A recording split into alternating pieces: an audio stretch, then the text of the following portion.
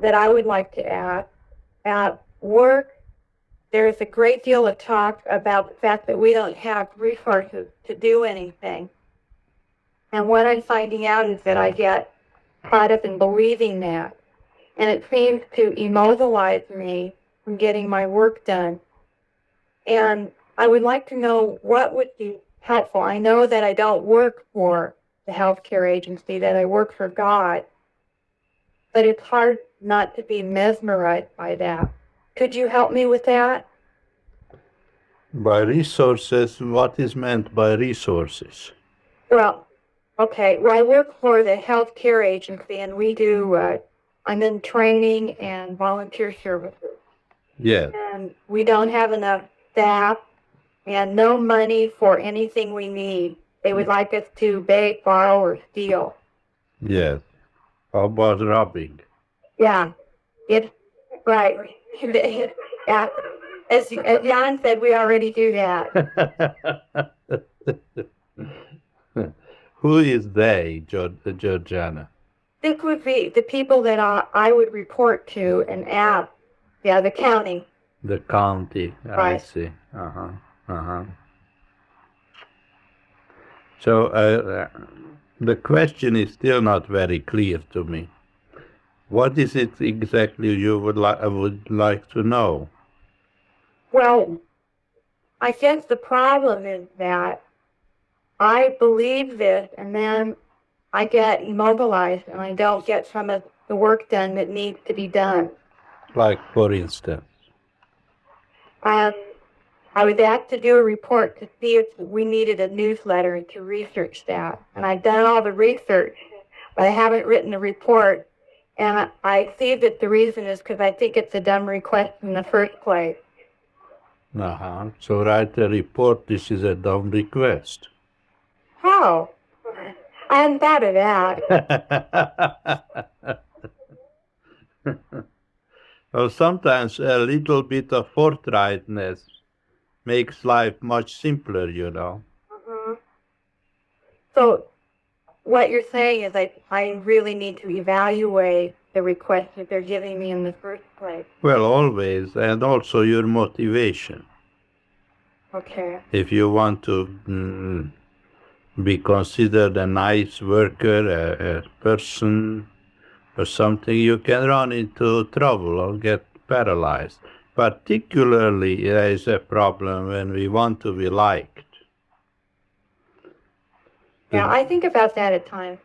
The desire to be liked can be a great burden, because then you don't dare to be forthright. Okay. And that complicates your life. Are you aware of a desire to be liked? Yes. Yes. Yes, but apparently not enough. I'm not aware of it enough. Yes. Well, how can we, I know it's a how question, but what can be done to overcome that?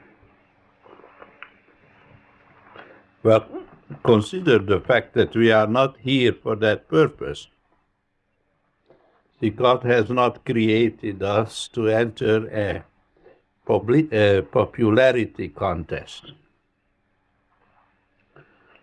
And anyone who is concerned with being liked is here for himself. And that makes him corruptible. Right? Right. I know a mother who has always wanted, she has 2 daughters, and she always wanted to be desperately liked by these daughters. And the harder she tried and worked hard and sacrificed for them, the more they were rejecting of her all the time. Accepting everything, all the sacrifices that she made for them, but never grateful, and they never really cared for her. So the desire to be liked can be a great handicap, both in a job or in a family life.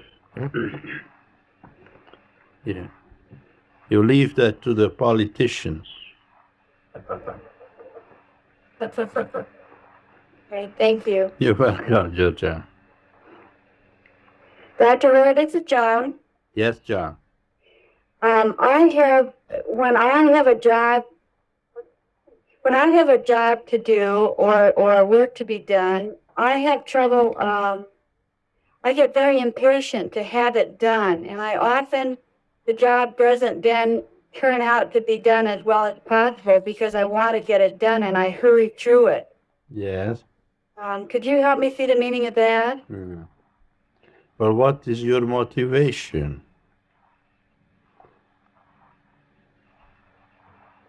Well, it seems to be to get it done, to have the job done. Well, that may cover a multitude of sins. Well, for instance, a couple of weeks ago, what seemed like a good idea came to me to help get my counseling practice started. I haven't been practicing for a few years. Yes. And in order to do that, I had to order a little bit of stationery and a few business cards, and it didn't need to be a big deal, and I went to an inexpensive place, and I ordered them, and somewhere in between the idea and the picking up of the stationery, I lost track of the original good idea, and somehow I got kind of impatient to get the stationery. The printer was thick, and he got slowed down a little, and to get it kind of on the road or to get the idea going. And it occurred to me right before I took the stationery that I wouldn't be at all surprised if there wasn't a mistake on it because I had gotten it impatient kind of willful attitude, and I picked it up, and sure enough, all the phone numbers were printed wrong. Or what? The phone numbers on all the printing were wrong, and I had to pay for it anyway because it was my mistake. Uh-huh. Uh-huh. And I'd like to understand, it seemed to me that I was very impatient and got back in the idea of doing something rather than my own being or usefulness. So I lost track of something. Yes. Yes. But you have to examine your secret thoughts about your project. Chances are you don't really want it. Maybe you don't really want to go into practice. Maybe there is some doubt about your interest or ability or your motivation for doing the work. But what you are describing is a self-defeating attitude.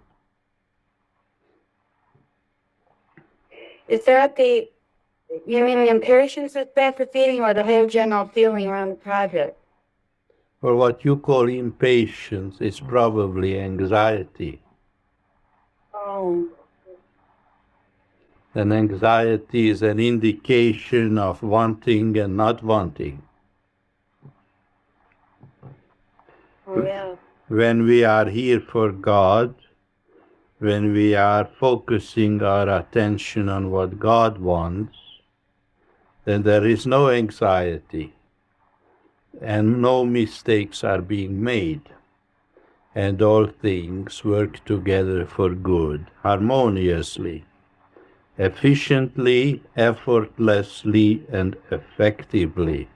Remember? Yeah.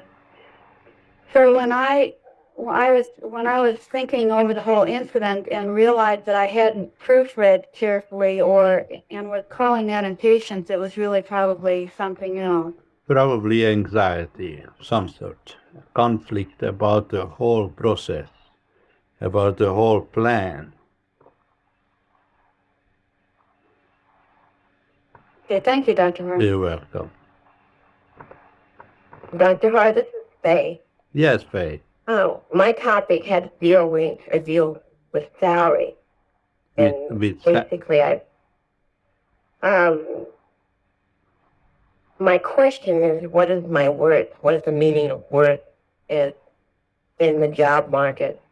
Right. You are worth $2.50. How did you guess?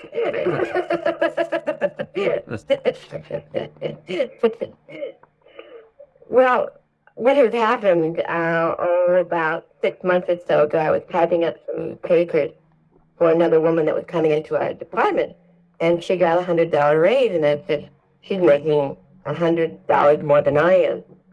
And then I got a promotion, and I expected that $100. This is $100 a week. I expected the same, Yes. and I didn't get it. And I do find that I don't understand the feelings that come up. Some of them are envy and ego, and that I am more qualified than the woman or some of the people I'm working with. Just having been in the job market longer, I have a degree. And the main question is understanding worth. What is the meaning of worth? Yes. Well, how do you measure the worth of a child of God?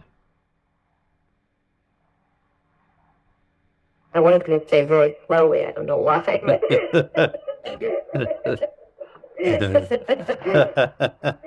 That's a story about a rattlesnake.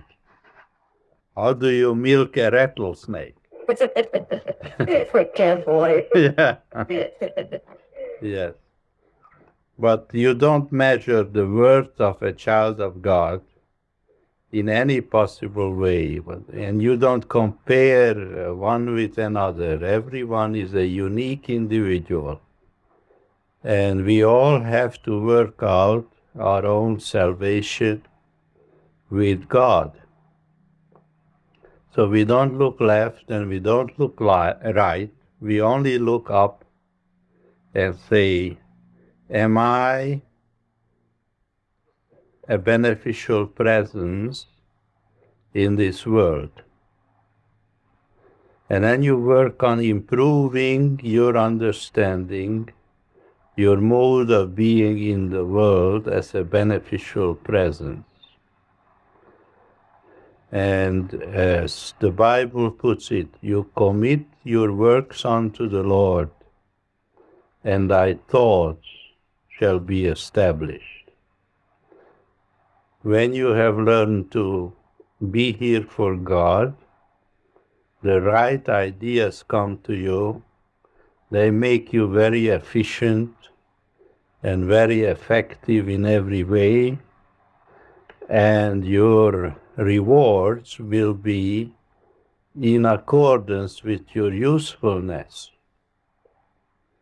But degrees and comparing and measuring oneself, one's worth, that belongs to the marketplace, maybe the fish market. You measure how much is a pound of fish worth or something, but not a child of God.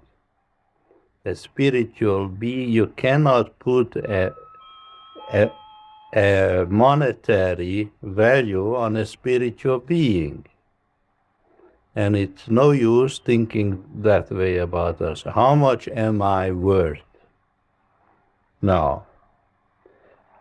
What is the quality of my love? And am I a beneficial presence in the world? The Bible also speaks of promotion cometh from above. So we look to God for our good, regardless of what our particular position is in the marketplace.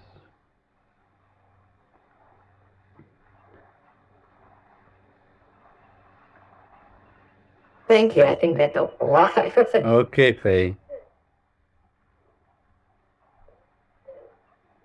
Hello, Dr. Hora. Yes. This is Chris B. Yes, Christy. My question had to do with having what seems to be insufficient time and the expectation of how much one actually can do with a given project and a given amount of time.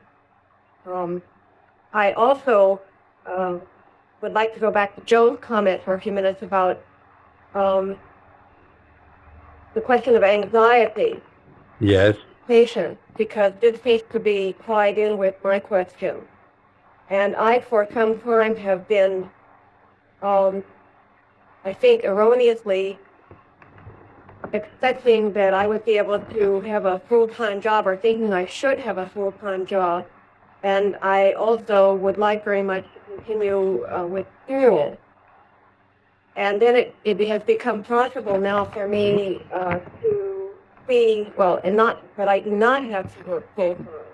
That I will have sufficient income if I work part-time. But I still find that there's a great deal of anxiety about that there is a should and a wanting quality involved, and so I'm ineffective. I'm not using my time wisely. Christy, we all have a full-time job, 24 hours a day. We are here to manifest the qualities of God. And that's all we have to be concerned about. And then everything else falls into its proper place. The right opportunities, the right solutions, the right rewards naturally flow out of that commitment.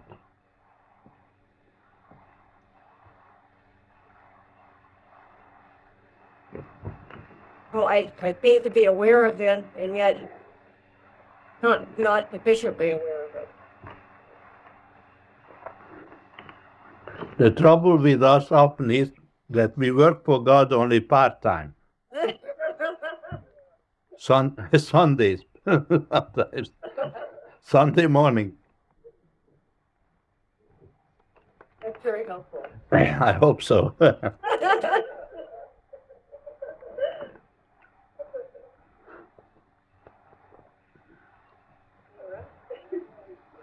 Hi, Dr. Hora, Elizabeth. Yes, Elizabeth.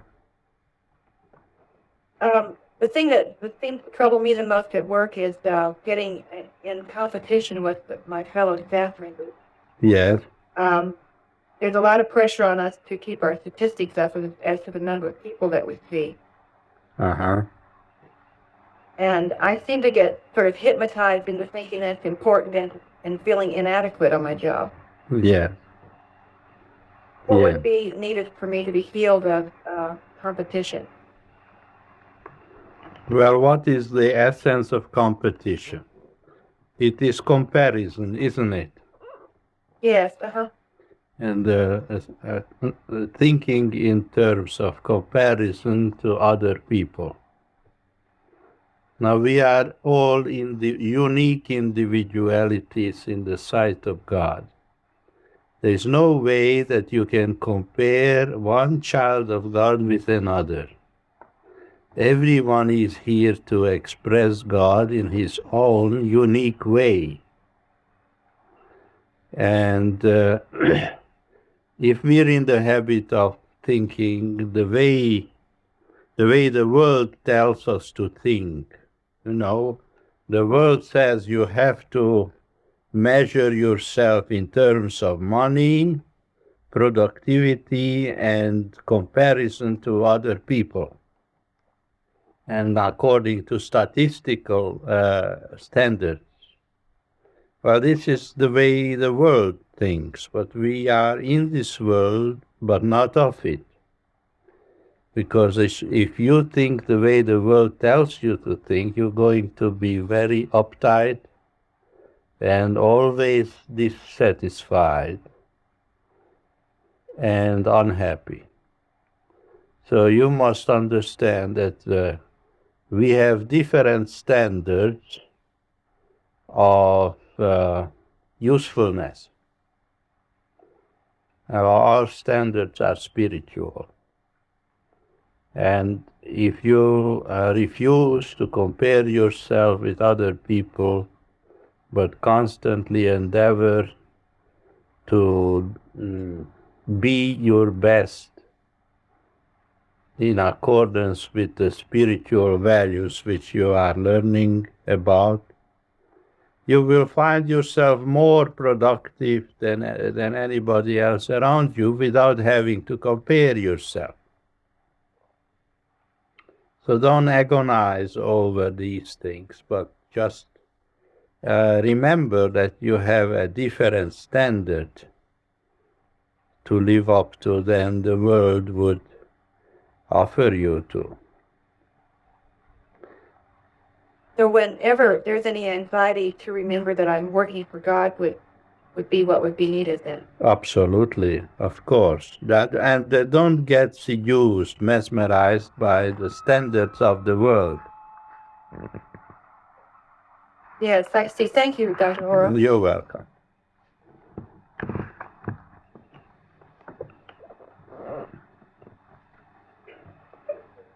Dr. Hora, is that your chime? We hear. Yes, we have some Beautiful. nice chimes.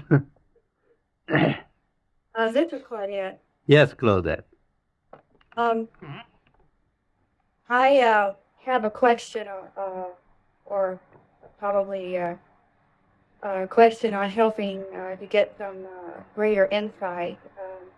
I was helped very much yesterday. God helped me to see a little bit more clearly, and I'm grateful for that. But what it is for the last 5 years, I've been able to make a living off my practice. Yes. And since coming to the Institute, I find that it's changing, and I see a need to get another job. And I see myself having all kinds of ideas or failing and that kind of thing. And I was aware that I was centering on myself and not on the whole. Yes. And that was very helpful, and I'm grateful for that. And even after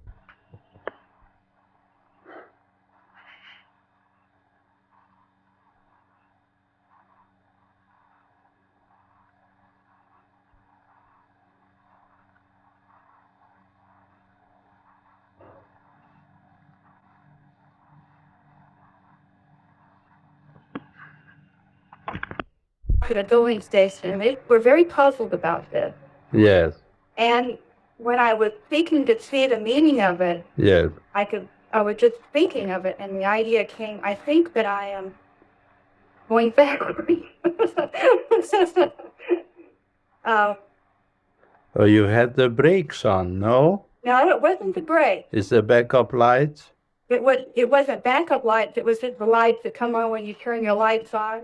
You know, your front lights come on. Yeah. Yes. Middle lights, not your backup lights. Uh-huh. And Parking lights. no, not the parking lights. No? It's the lights like a car, you know, tail light. The tail lights? The light that comes on when your front lights come on, your back lights come on. Well, I think that is called the parking lights. Well, anyway, it doesn't matter. Well, yeah, it doesn't matter except that my back lights are shining, but my front lights are. No, my front lights are shining, but my back lights are still. Yeah, I'm confused. Yeah. Yes. Anyway, maybe you can help me with this. So did they find the trouble? Yeah, well, it was kind of late last night, and they said, well, they just took out a fuse. And, They took out a fuse? yeah. Uh-huh. And that fixed it? Well, it just keeps the backlights off now. Uh-huh. So I just, I guess maybe that idea had come to me that I seem to be backing away, or I'm going backward. But I know that that's not true. It's an idea I'm suffering. Well, that is not necessarily the meaning of these things. Not necessarily. So what you are saying is that your practice is slowing down or something? Yes. There is insufficient income from your practice? Yes. Well, if there is insufficient income in your practice, then you improve your ability to be helpful, because the practice will flourish in proportion as your ability to be helpful is improving.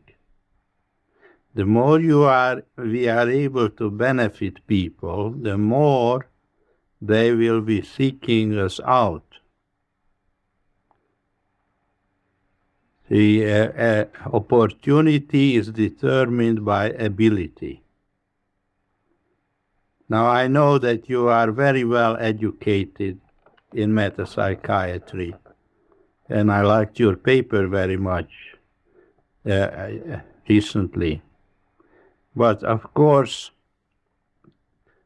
more is needed than know about metapsychiatry. You have to cultivate the quality of spiritualized consciousness, which has a healing impact on people whenever there is a situation of need.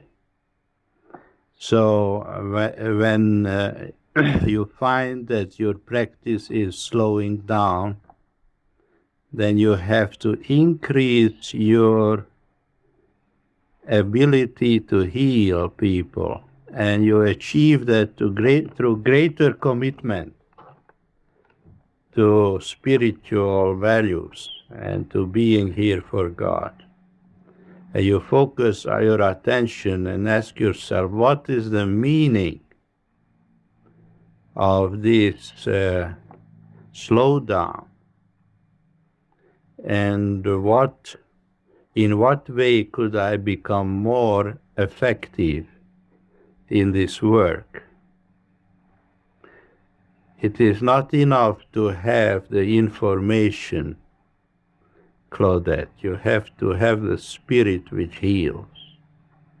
And you gain it through meditation and daily recommitment of yourself to being here for God. That will pick up your practice. Nothing else is needed. Well, I really appreciate that. I've been seeing that more and more clearly and truly committing myself to that. Good. Thank you. You're welcome.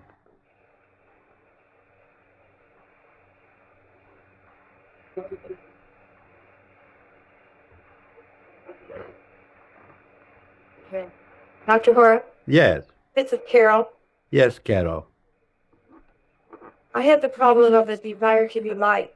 You do. Yes, I like you. 50 years of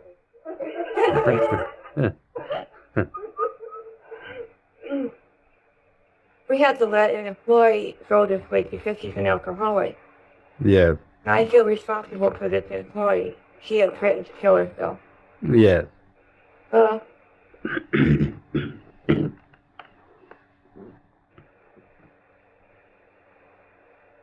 So what's the question? What is the meaning of my cherishing his responsibility all the time? Yes. Well, what is a false sense of personal responsibility?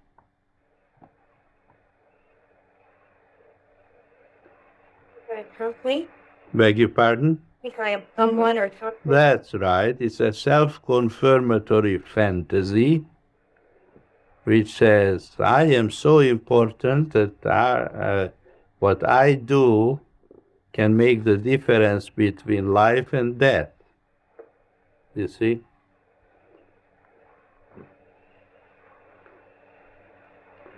You work on there a little bit more. That's right. We are important to God, but we are not gods. And the self-confirmatory ideation is a sneaky thing and can come in the disguise of being a beneficent and responsible person. And then, of course, you encourage people to take advantage of this silliness in you, and they will try to make you feel more and more responsible. And you get trapped with it. Thank you very much. You're welcome. I would also recommend you to study the 121st Psalm. Are you familiar with it? Oh, I am. I'll look it up. You have a Bible, I presume? Yes? Yeah. Yes, okay. Me too.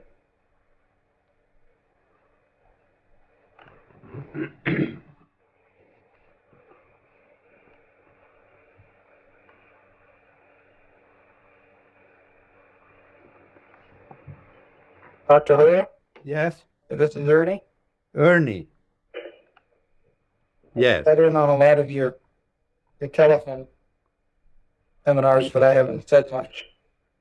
Oh, you were attending them Yeah, and you haven't I haven't spoken? had much to say. Okay. I'm glad you have something to say now. Where I work is in an automotive garage. Yes. We fix a lot of different cars. Yeah. Tail lights too? Yeah. And there was a man that was working there, no longer there now. And he didn't like to work on German cars, which we do a lot of. And so I kind of got hung to that. You got, you have to do the German cars. Yeah, Okay. seems like all the ones I did get, someone before me had either stripped out the spark plug holes or tightened nuts too tight, and then I tried to break them loose, they stepped back. Seemed like a job that may have taken 20 or 30 minutes ended up being 2 or 3 hours. Mm-hmm. You have to improve your thoughts about other mechanics. And then this will not be a problem, Ernie. It is important to be non-judgmental and not blaming. Right. Beware against the temptation to blame others. I'm sure they are just trying to do the best they know how, and sometimes their know-how is not adequate to the job. But we do not condemn people this way, but we just recognize that the skills which are needed are not always there. They didn't mean to aggravate you, Ernie. Right? Yeah, right. It's just sometimes things go exasperating. You can't find other ticket to do it. Yeah, which one? Taking more time. Yeah. Okay, thank you.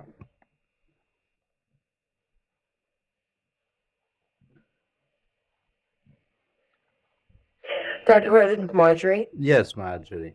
About 4 years ago, our school district went through a grievance and one-day strike, and it was a very painful experience in many ways for some teachers. Some chose not to go on strike and went through a great deal of suffering because they were picked on and so on, and others went on strike. And now we're in a position where this is occurring. It seems as if it may occur again. And I find myself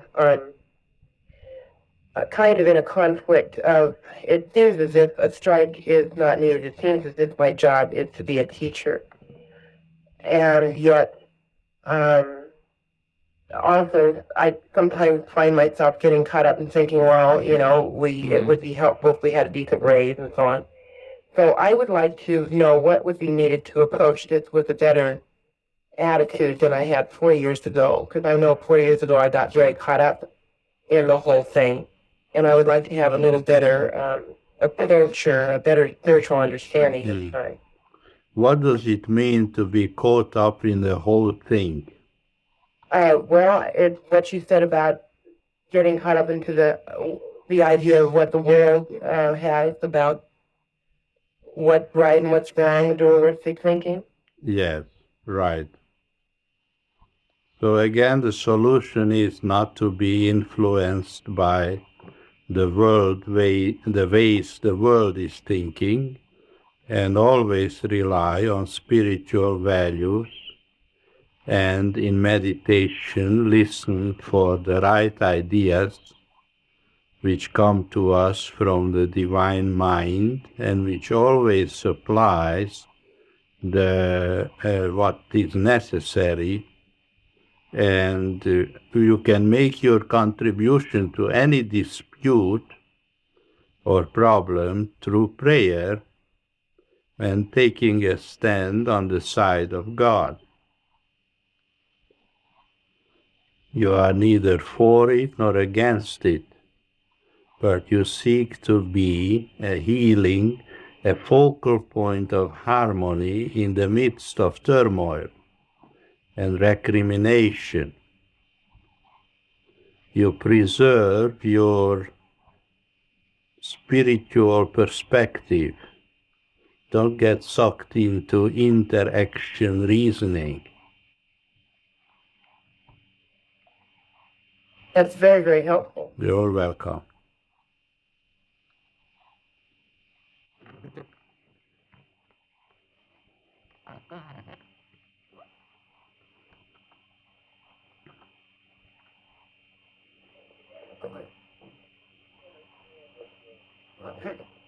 Dr. Hora, this is Kim. I've never spoken on the telephone before, though I have been participating in these things for 1979. Well, nice to meet you, Ken.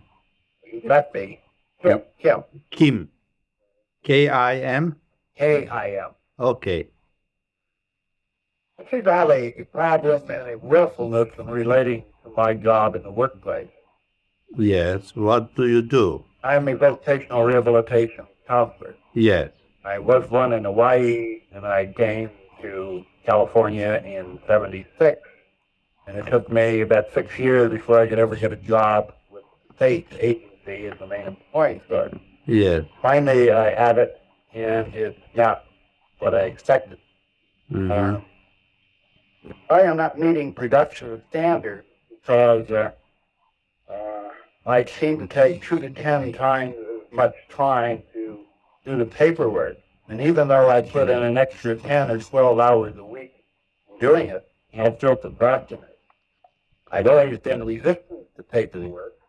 And in the past, I've always been able to either change the paperwork by not doing it, get somebody else to do it, prove it wasn't necessary. Yes. It seems to be in the box.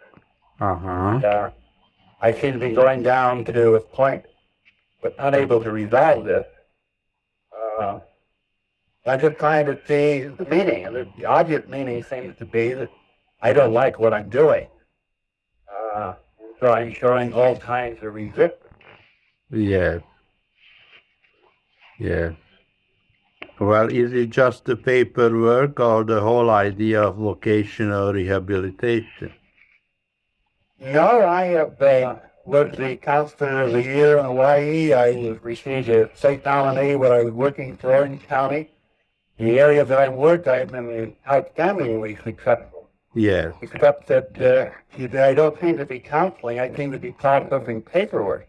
I feel like a used car salesman and playing with numbers. Don't deal with the people that need it the most, but clean out those that are can take a quick fix. Uh-huh. And I tend to spend my time with the hopeless cases, Uh-huh. which is not a payoff. Uh-huh. You sound very much like our friend Ernie with the car. Well, perhaps, Kim, you have some negative thoughts about the system or your co-workers or your superiors. Very true. Yes? You see, we become victims of our own tendency towards judgmentalism. You know what judgmentalism is? No. When we silently and secretly criticize our coworkers and blame them and then everything is exploding into our face.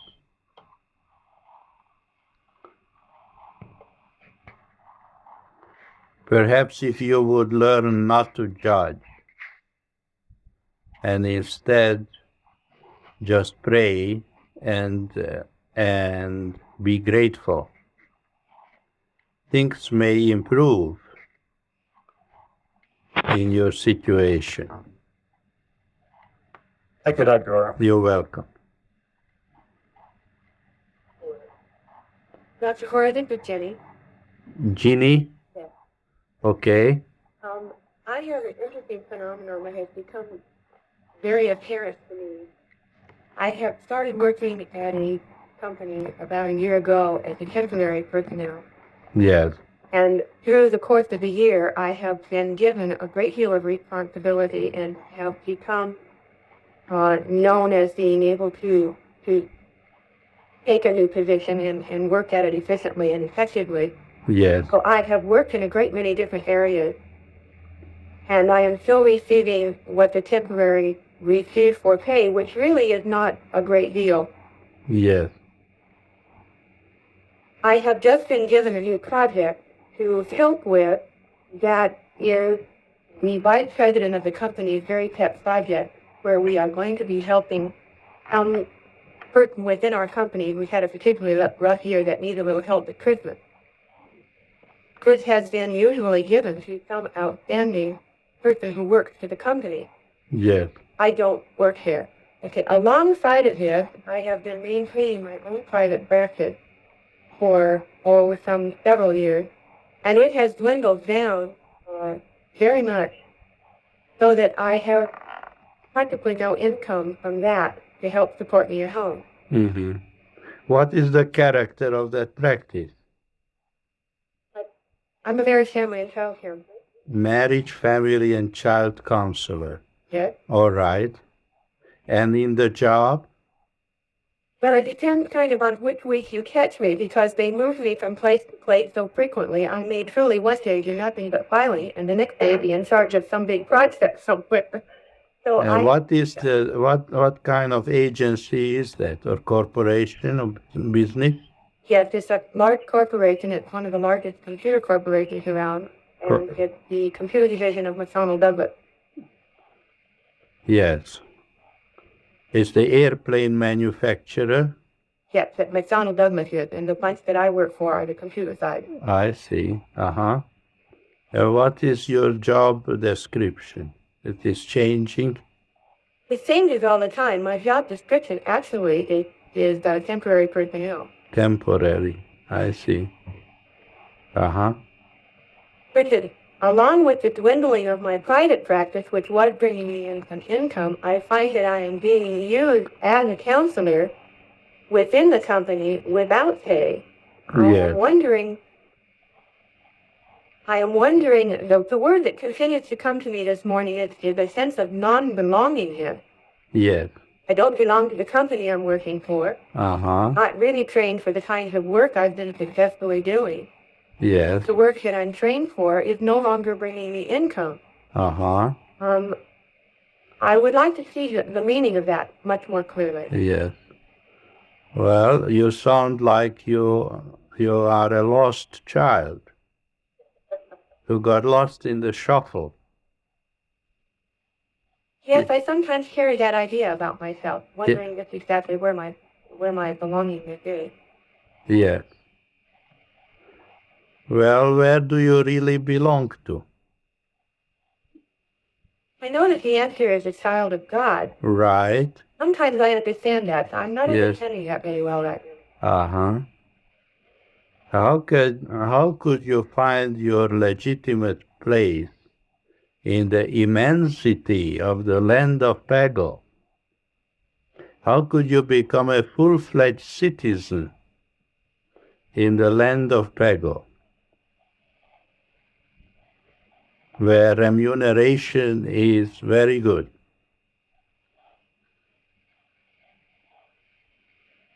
I'm tempted to say by prayer and meditation. That's right. And study. And that's what you have to focus your attention Daily you have to affirm that you are not a lost child who is just floating around without any solid foundation in the world. That God is aware of your existence, and your rightful place is in the land of Pego, where you are a very important and useful and unique individuality. And the big computer in the sky knows exactly where your talents can be best utilized. But you have to seek your place through an awareness of your spiritual identity. You're not a lost child. You're telling me that. You have to work on it this way. I have somewhat made that a project this last year to begin to understand that I really am not lost. Yeah. And I am sure that is being manifested in all the different levels of people at work that do come into my cubicle and do sit down and wait to discuss perhaps an interpersonal problem that they're having at work. Yes.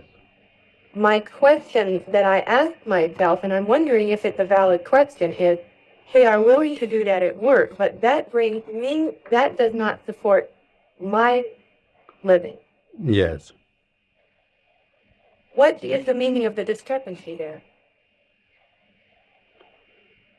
Someone said, tell them to come to my office, and along with that, I sometimes carry the idea that I'm giving things away or casting pearls. Well, there is a difference between giving things away or casting pearls. You see, you can be generous with the truth and with your love and helpfulness if there is receptivity to it. If people are soliciting your ideas and your help. Casting pearl is when we are being generous towards people who are not interested in what we have to give them. So you have to understand the difference. I certainly have been capable of doing both in his last year. It has become painfully aware to me when I'm casting. Right. You have to know this clearly, and if you are truly generous, it will always return to you 100-fold. Do you know the parable of the sower? The sower, I think that's the one we started with earlier today. Yes, I would recommend that you study the parable of the sower from the Bible. Dr. Hora, which sower? We started out with one this morning. Which one? Well, Jesus describes the sower who was sowing good seed, and some of the seed fell on the rock, and some among thistles, and some on fertile ground. And the seed which fell into fertile ground brought forth fruit 100-fold, which we understand to mean that if we are generous in the right way, at the right time, with the right individuals, there will be great fruitage resulting from that. But it is also possible to be generous in the wrong way, in the wrong place, at the wrong time, where nothing will come of it. So we have to know exactly when to be generous and when to refrain from casting our pearls before unreceptive individuals. So maybe you have been sowing seeds in the wrong places, at the wrong time, in the wrong way, and you are not seeing any fruits of it. That's possible.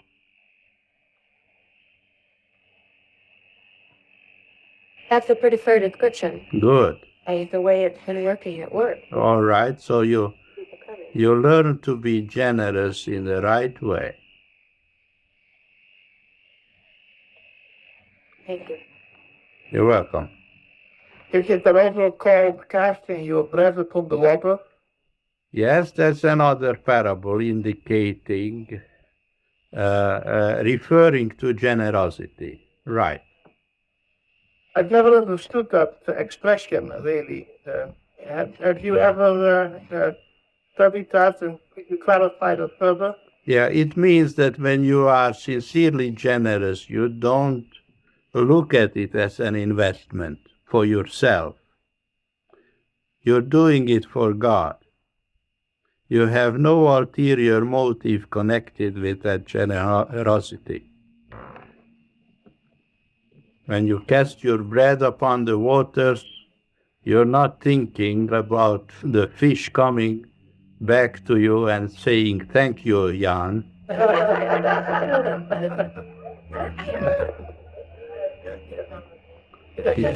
You're a nice guy.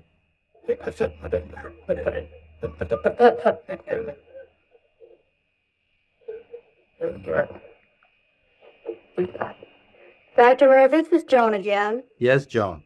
I'd like to return to impatience for just a minute. I find myself saying hurry up a lot to myself and my children, and the general feeling of hurry up, there's my enough time, or being in a hurry. What is the meaning of impatience?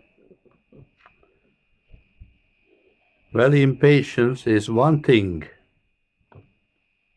and thinking in terms of personal control.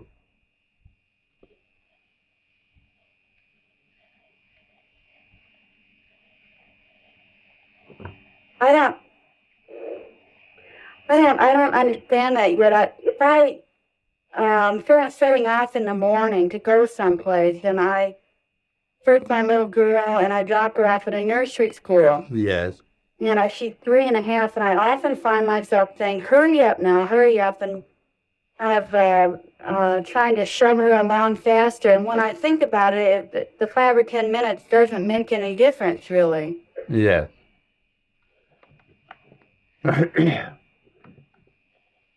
Well, it is like trying to push, let's say, push a piece of string on the floor. Push a piece of string? Yes. Have you ever tried that? It is much more intelligent to pull it behind you, right? Yeah? Or let this be a koan to you.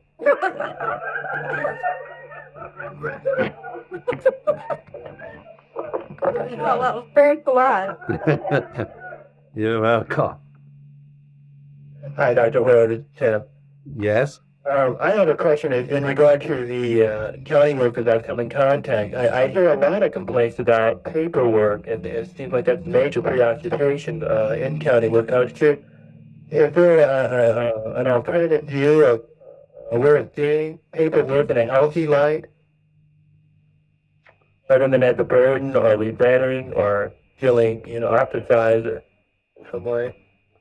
Well, paperwork seems to be an inevitable aspect of all bureaucratic systems, where people have to cover themselves to escape responsibility.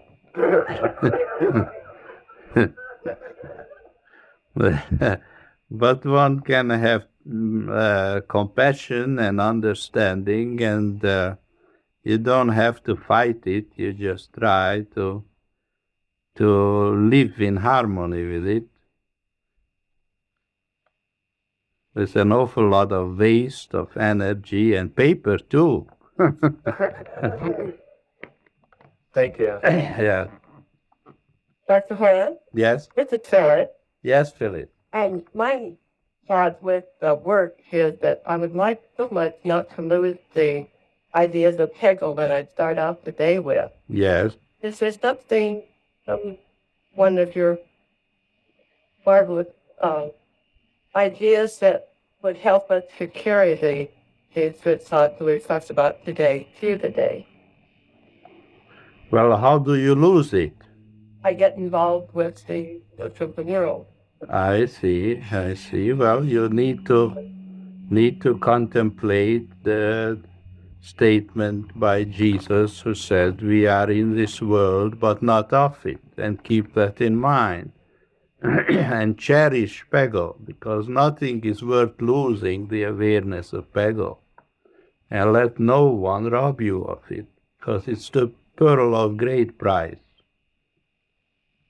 Thank you. That's very helpful. You're welcome, Philip. Dr. Hora, this is Georgiana again. Yes, Georgiana. When you were talking to Elizabeth, she was asking you about comparisons at work, Yes, talked about spiritual standards. yes. Could you explain more what are our spiritual standards and how we can apply them at work? At first, you have to remind yourself that you are only primarily concerned with what God wants, not what you want or not what anybody else wants. And then you ask yourself, what does God want, right? And what's your answer? Well, God, we want you to manifest spiritual qualities. All right. So you keep that in mind all the time. The same goes for Phyllis. And the more you are willing to pay attention to this simple principle that we are here for God under all circumstances, the more harmonious your experiences will become. It works like a miracle, because it's almost like the whole world suddenly would wake up and start having a positive attitude towards us. And all things begin to work together for good when we are sincerely appreciative of being here for God. How would I be able to tell when I'm sincere? Because a lot of times I'll have these thoughts, but I think I'm a thinker and a knower, and I don't know about the sincerity. Mm-hmm. Well, somebody once asked me, Dr. Hora, how do you be sincere? Okay. You know the answer to that? No. Jan, what is the answer to that?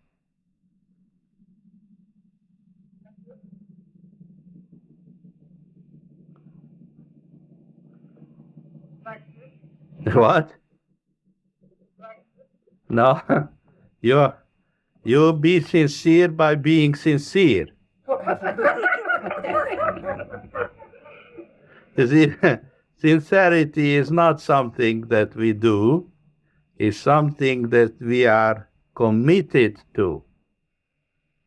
It is a value of forthrightness and truthfulness, and we commit ourselves to that. And then nothing can shake it off. And no matter how devious and calculative the world around us, we remain sincere. And that makes a lot of difference. But it's not something that we do.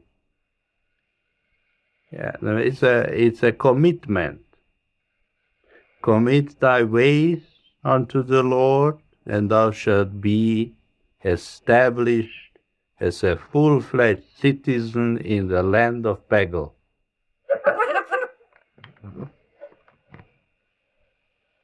Thank you very much. You're welcome. Bye, everyone.